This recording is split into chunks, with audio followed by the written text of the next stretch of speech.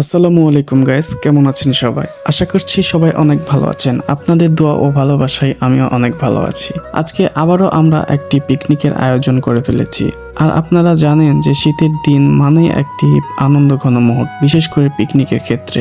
আর শীতের দিনে পিকনিক খেতে অনেক মজা লাগে, বিশেষ করে সবাই একসঙ্গে হয়, আনন্দ ঘন মুহূর্ত।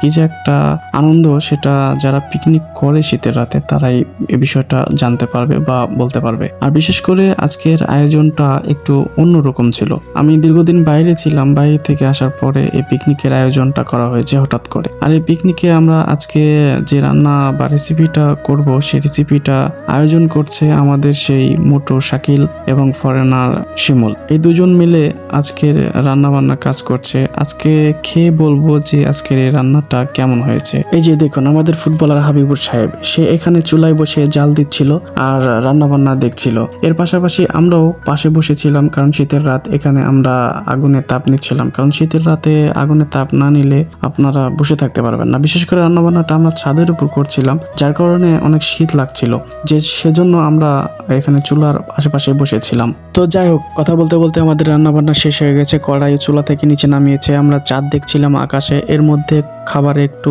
নাড়া দিয়ে নিচ্ছিল। তারপরে আমাদের খাবারটা একেবারে পরিবেশন করে ফেলেছে এবং খাবারটা অনেক সুস্বাদু এবং অসাধারণ একটি রেসিপি ছিল। আপনারা না খেলে বুঝতে পারবেন না যে এই খাবারটা আসলে কতটা সুস্বাদু হয়েছিল আজকের খিচুড়িটা। এই যে দেখুন, পিটার এবং হাবিবুর বসে একসঙ্গে খাচ্ছিল, আমিও পাশে বসে খাচ্ছিলাম। তো যাই হোক, আজকের ভিডিও এই পর্যন্তই। সবাই ভালো থাকবেন, সুস্থ থাকবেন এবং আমার ভিডিওটি কেমন লেগেছে তা জানিয়ে যাবেন। আল্লাহ হাফেজ।